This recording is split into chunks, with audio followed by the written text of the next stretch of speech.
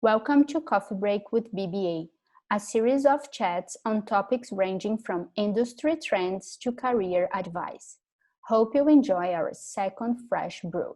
Hello, everyone. Welcome to Coffee Break with BBA, Journey to the C-Suite. My name is Sohail Farooq. I am the founder and CEO of BankingBook Analytics. Today, we have the pleasure of welcoming Dave Schurman, who is the Chief Operating Officer at FirstOntario, a highly innovative and well-managed and very well-recognized credit union here in Ontario. The key objective of Coffee Break with BBA, Journey to the C-Suite, is to trace the career path of successful executives. This has two key takeaways: giving back to the community, i.e. for the youth to emulate and follow the footsteps. Knowledge transfer for the peers to learn from the executives right from the trenches in an informal setting. Dave, you've been Chief Operating Officer at FirstOntario Credit Union and have been also a corporate ombudsman. You bring 38 years of experience in credit union system and have held the roles of Chief Executive Officer, Corporate Investment Division, and Chief Risk Officer with FirstOntario. Prior to joining FirstOntario, you've held a series of roles with various credit union organizations, and this brings your overall association to over 30 years. I welcome you to Coffee Break with BBA, Journey to the C-Suite. How are you today? Thank you very much, Sohail. It's a pleasure to be here with you today. Thanks for having me. Very good, very good. So let's just go right to the firing session. I'm going to start with some Q&A, and let's see that you're able to help us enlighten with your overall 38 years of journey. Sounds good. Great. So Dave, you worked with the credit unions in Canada and the US. What were the main differences between the two countries' credit union systems? Well, there's differences, and then there's a lot of similarities. I mean, the credit union system was formed over 100 years ago to help people help themselves in terms of their financial services and to help grow communities.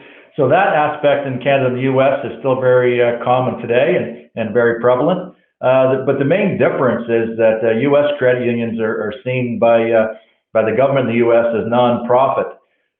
So their ability to earn income and pay less tax is a little easier to be competitive with other financial institutions down there than credit unions in Canada. Of course, we're fully taxable in Canada, much like every other financial institution, so we compete head on. The U.S. credit union system has a little bit of an advantage in that less tax, again, gives them the ability to compete a little better.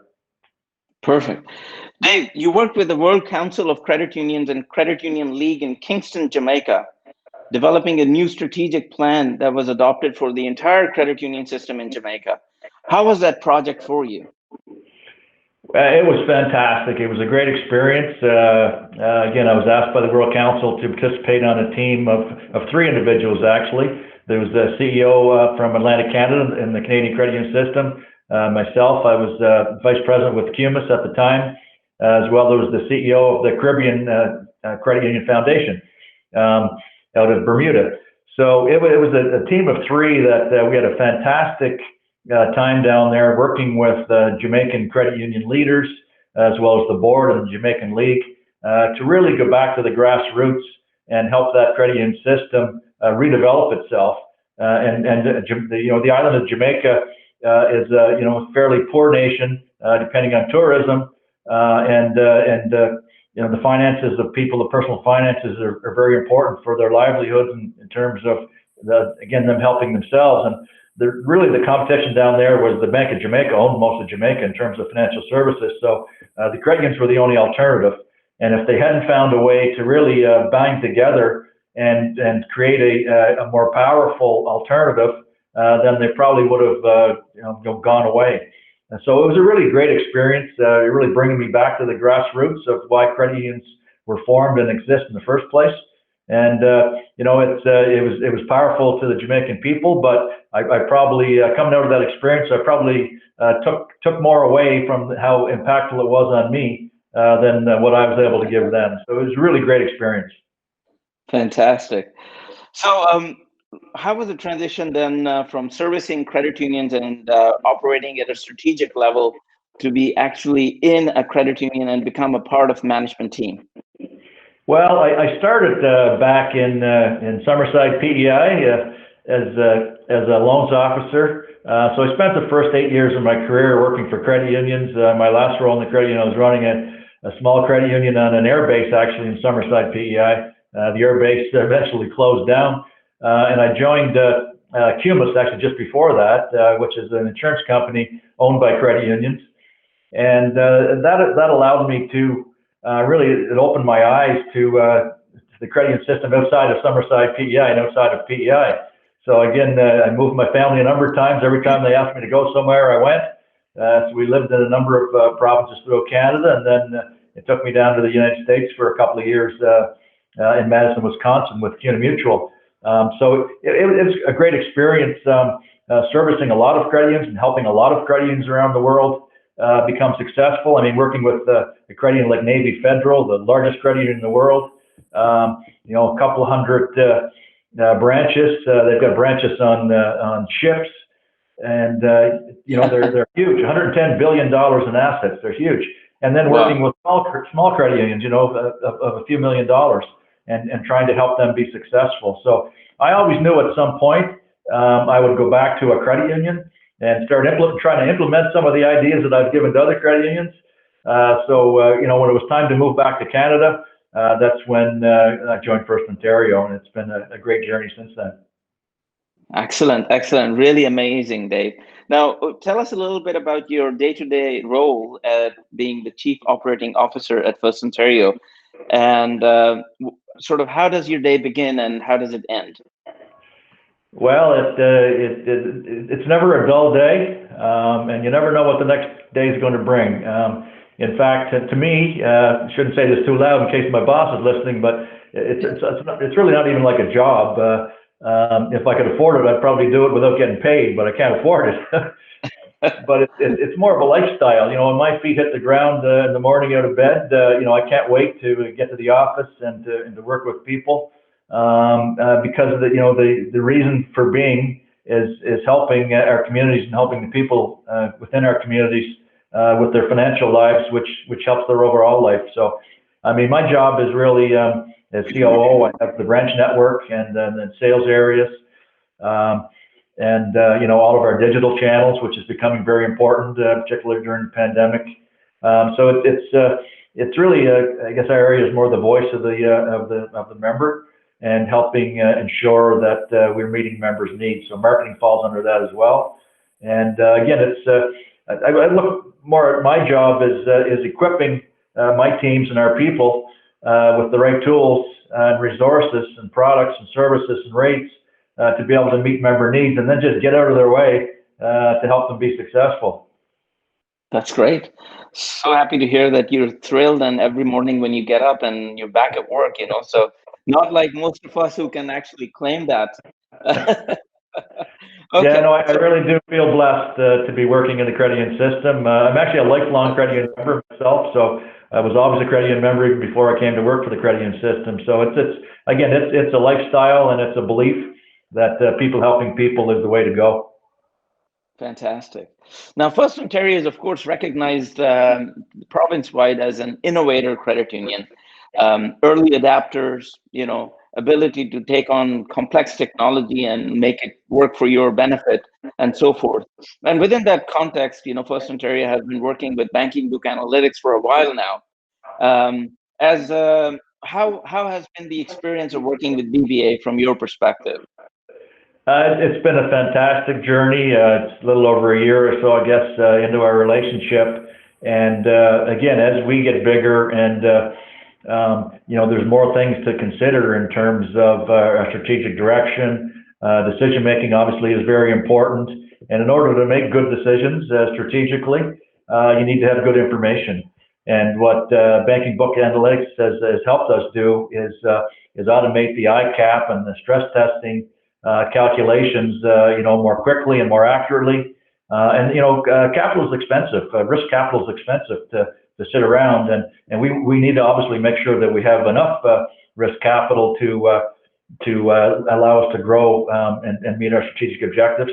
But we also don't want to overbook risk capital and have it sitting there not earning money for our members so that we can help them. So Absolutely. Having that relationship with BBA has been really good because it's something that they do better than we do, and their software helps us with the calculations. Also, the people, it's a people industry, and we find that the relationships with the people, they really understand our industry, they understand financial services, and that helps as well meet our needs. Perfect. Thank you so much. Now let's move on to the second installment of our questions, which is essentially the crystal ball questions. So I would just quickly run over some of these questions. So how has the world changed in the past 6 months, mainly due to COVID-19? And what do you see are the lasting impressions of COVID-19, which would stay us for the times to come? Well, the transformation to more digital solutions in financial services has started long before COVID came along. Branches are starting to, and had started before that, even to transform into more advice centers than transaction centers. And what COVID has done, it's really fast-tracked that process. Again, people, I strongly believe in the branch system. I believe branches are going to be around for a long time. But you don't need a branch to go cash a check. You can do that by taking a picture of it from your phone in the comfort of your living room. You don't need to hop in the car and travel somewhere to cash a check.